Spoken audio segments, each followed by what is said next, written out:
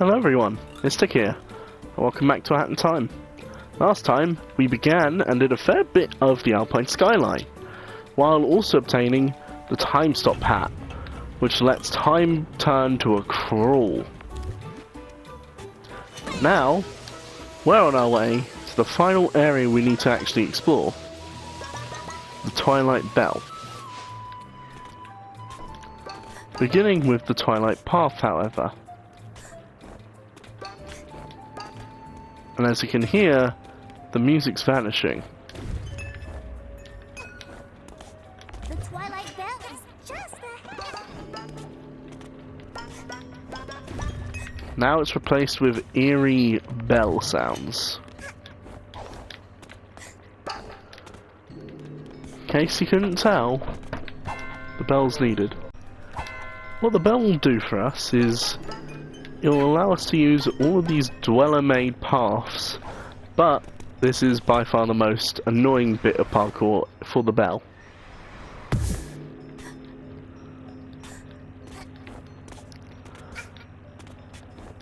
So be prepared to get a little frustrated if you're not all too familiar with having to walk forwards and jump backwards.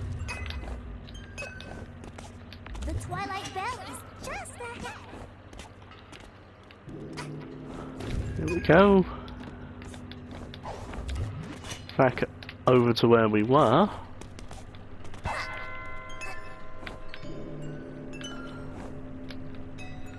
We climb on up. And we need to move pretty quickly. But now, we can move over to the true piece of the area. All the way to the bell.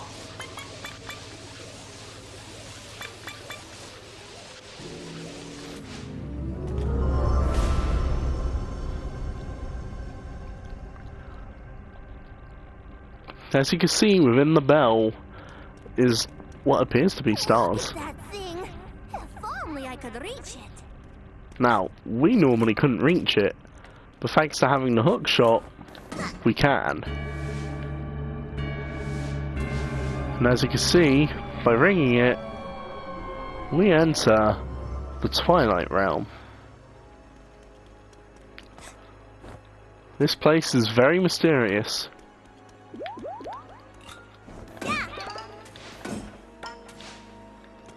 But also it's full of dweller blocks. Meaning, we're going to need to really badly use the dweller's ability. But also, there are red bells. Red dweller bells, no matter if a item that's dwellerified is visible or invisible, it will be erased. It cannot be spawned.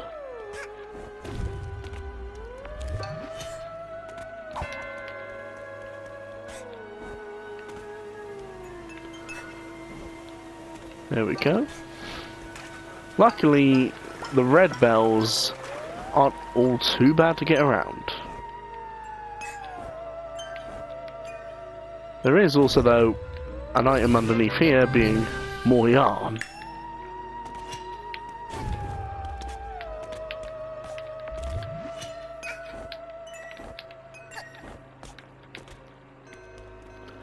We're climbing over here.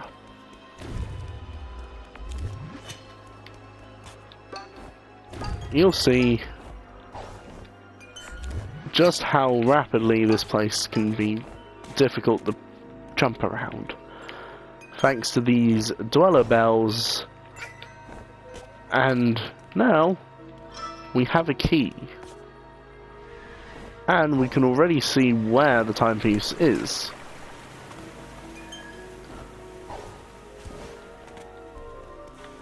However, as you can also see, there are dwellerified enemies. Meaning they need to be influenced by a dweller bell, or the mask, to actually hit them.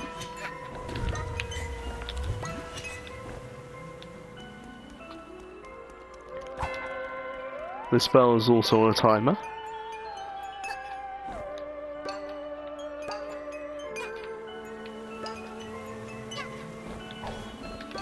There we go. Luckily, by going all the way up here, there's a bell and a horn.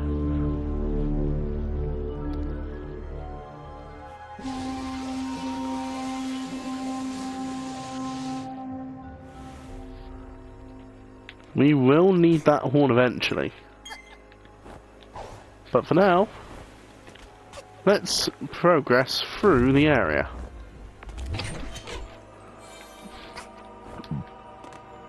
Now things get complicated.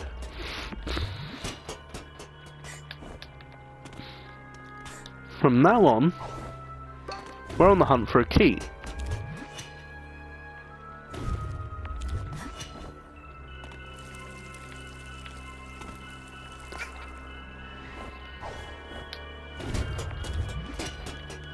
We're coming through here. As you can see, it's kind of impossible to actually move that. But thanks to the red bell, we can get through there. However, it is recommended, once you've done that, delete the bell as an influence. It'll make it much harder to get through. And by much harder I mean impossible.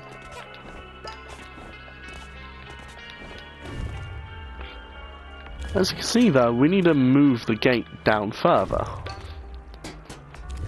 which we can luckily do.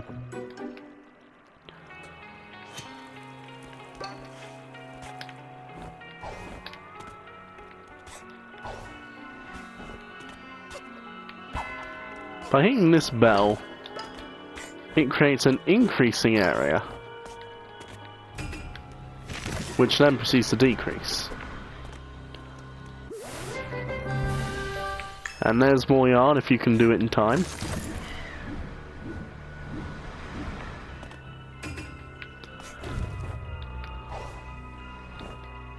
There we go.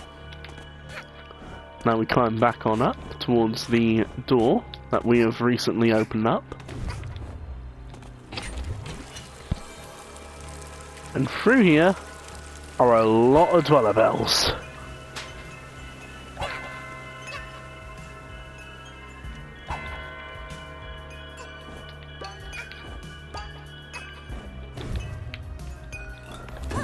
There we go. The difficult thing was simply knowing what's going to interfere with what there. But now, thanks to that horn, we can progress up to here. Right to the end of the Twilight Bell.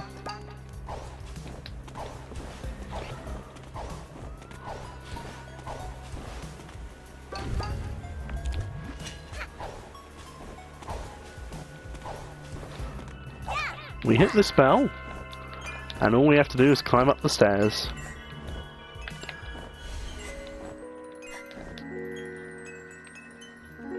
And there is the timepiece right below us.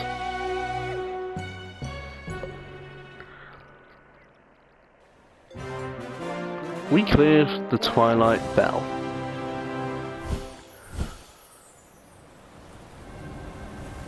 And with that, the final set of pollen is sent out.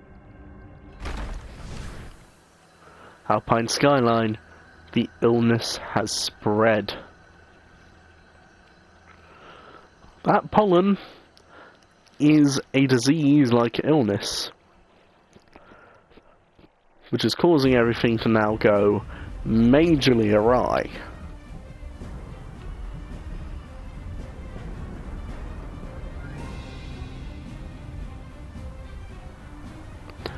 And as one of the very few people influenced by these plants, we need to save everyone and fix this mess. I don't know if you get... As you can see on the map, there are multiple images of the pollinating plants. There's not one by the Twilight Bell, but there's one by the birdcage, one by the lava cake, and one by the windmill. So let's go to the lava cake one.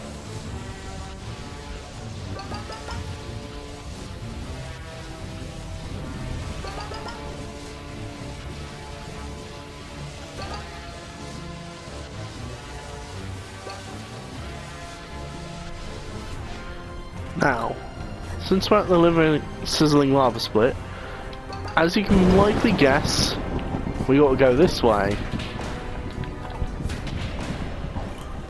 But, luckily, even though lightning struck, breaking that platform, there are things that we can still do to get around.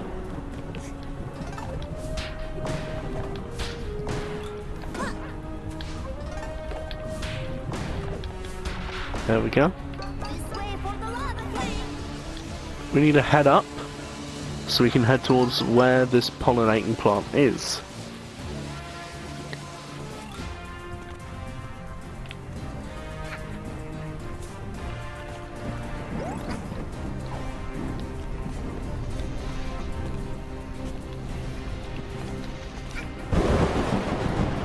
As you can see, more land is being destroyed.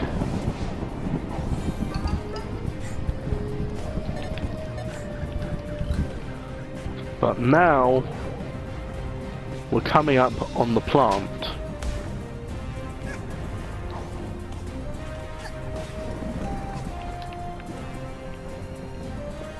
As you can see, we can't actually go to the lava cake itself, and the buildings are even more lit.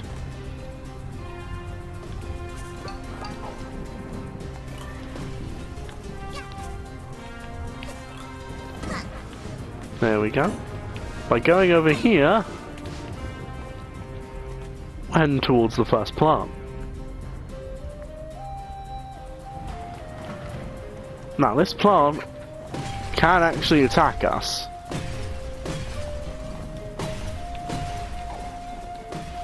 But the most dangerous thing is what it's done to the goats. They are now aggressive.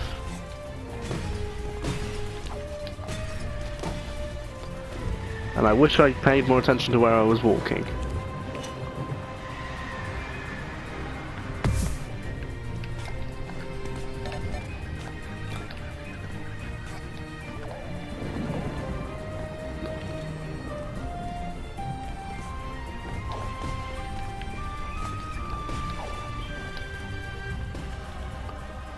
But coming over here,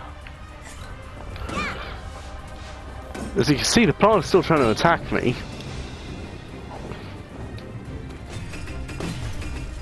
I'd recommend either use the sprint hat, so then you can't be caught by the plant, or time stop to avoid getting caught by that and also the giant goats. Now, once you're at the plant, you gotta beat it up until it breaks.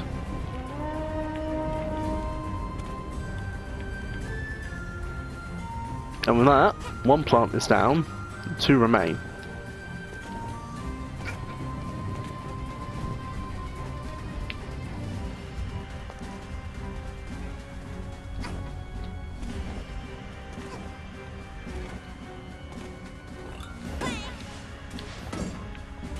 While we're here, might as well try and get what we already missed.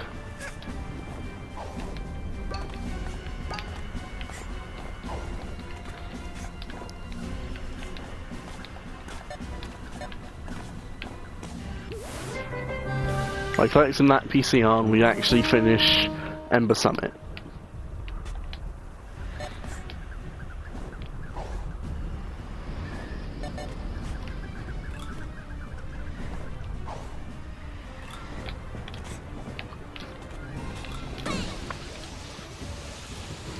Now we need to start backtracking to Goat Village.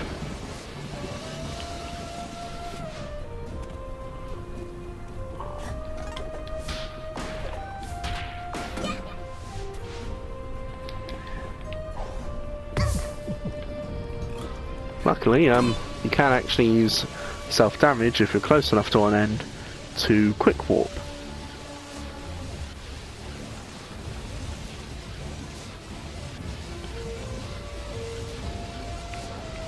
Now, the old windmill is the closest one to where we just came from.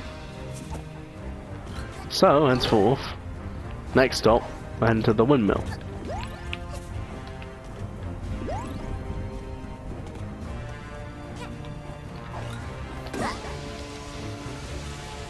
Our best bet is to go left, and since the first one was so close to the direction for the lava cake, this one's likely close towards where the windmill is.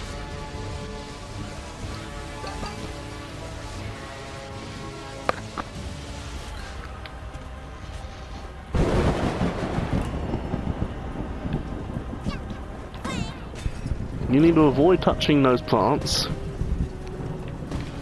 And you especially need to avoid the giant goats.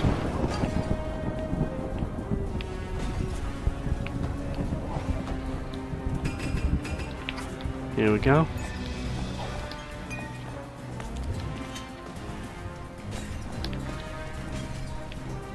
As you can probably guess, the most difficult part is figuring out where to go, honestly, during this chaos. As you can see, no real path works. Except right over here is the deviation path.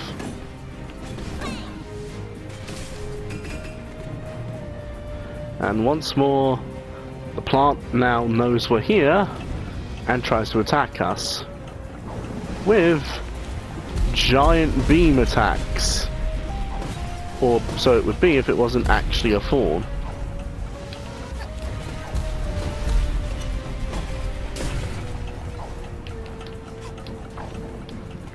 If you're quick enough though, you're able to get away and you can break the second plant. This leaves one final area, which is towards the birdhouse.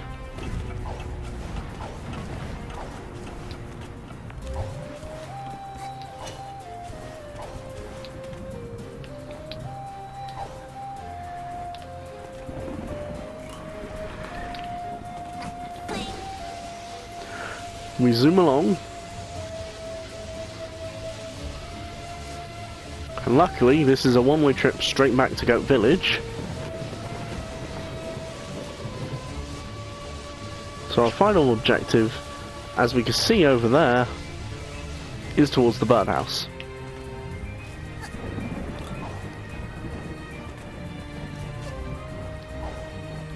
Please. Let's quickly talk to the badge seller and buy the projectile badge as well.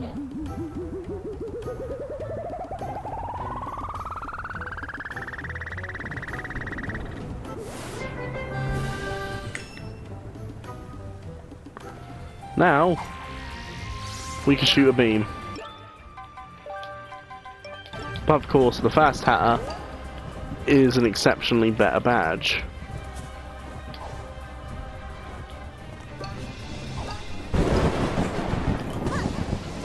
We zoom along as we desperately need to get to this final one now.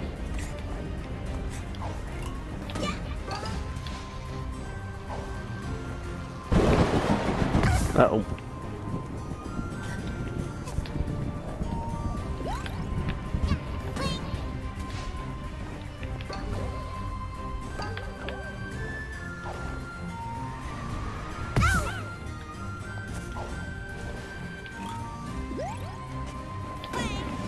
Here we go. If you're questioning what this route is, this is an alternate route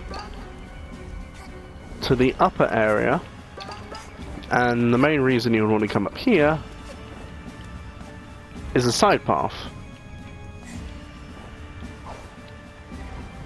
But you can also use it to speed along. And as you can guess, we need to go left. Once more, closer to our original goal.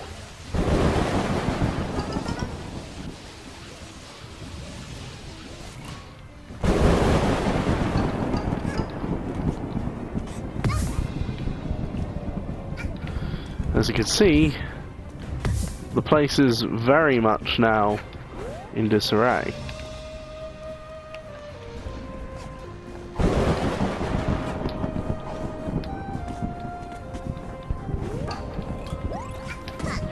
We quickly rush over here, and we're in the final plant area.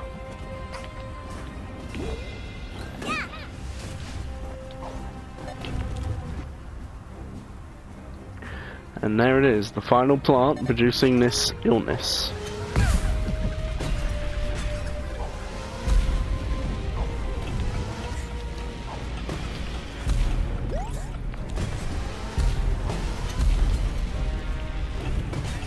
As you can see now, it's way thinner, and there are 2 goats here. However, by getting past, this is the final plant. And now, we save them all from the illness.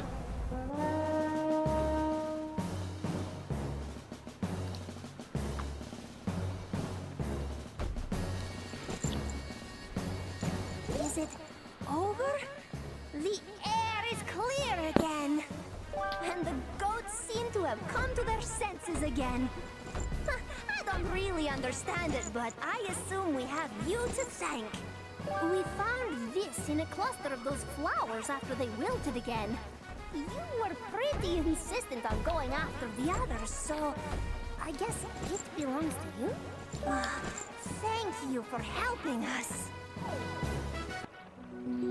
And like that, we've obtained the final timepiece for the Alpine Skyline.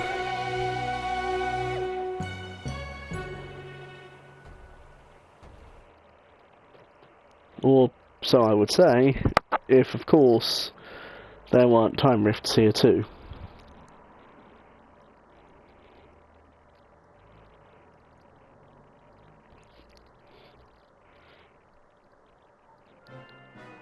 But with 35 timepieces, we can now have every area unlocked.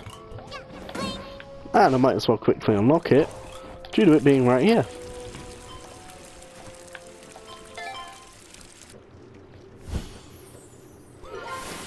Has been installed in the laundry room. The chapter, The Arctic Cruise, is now available.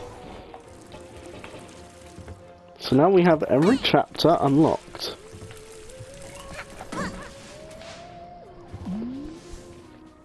But now, of course, we have all of these chapters finished.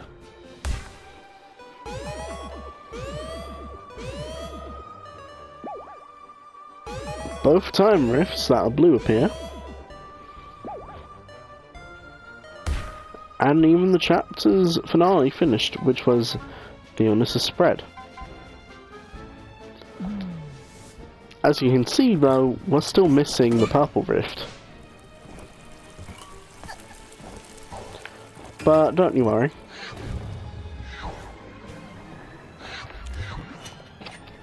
As we can repair this one.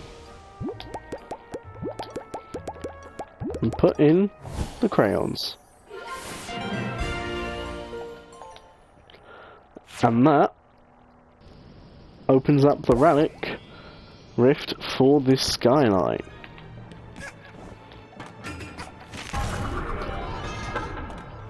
As you can also see down here, there's one down here which needs 250 ponds.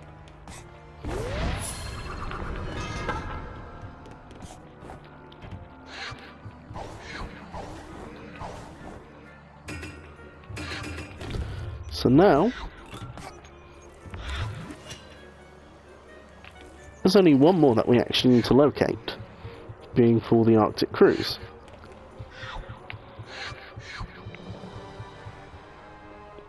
If I'm correct, however, out of all of these that we've done, the 2 in the main room and the 1 in here, and then of course the one we just recently did in the lab.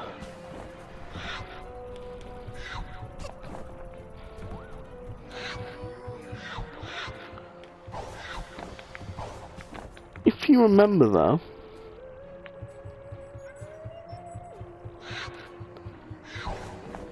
By doing all of that,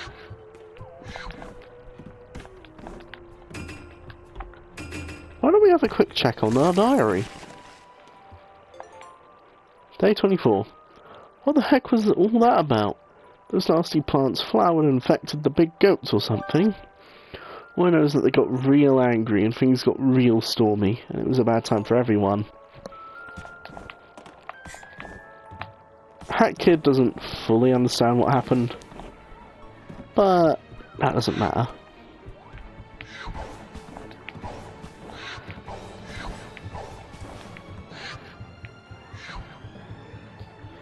Now, if you're wondering where the final one is, in terms of producing the relics, by entering the laundry room, you can find out it's right here.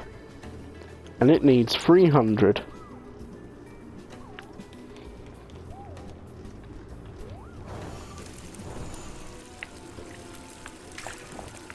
Now, next time on A Hat in Time, as the mission there for the illness was quite a long mission, we'll be going in and we'll be hunting down all 3 of these time rifts. Being one right at the start, pretty easy to see, one by the windmill, you can tell due to in the background, and one by the Twilight Bell, you can tell due to the rope there. So, before I finish off the episode, we picked up 4 rift tokens, so why don't we have a spin of the rift machine?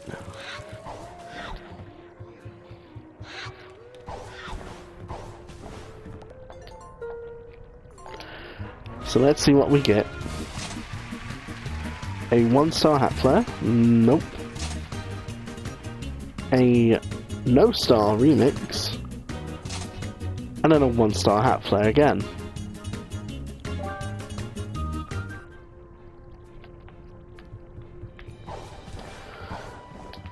So, with all of that, this is Mystic, and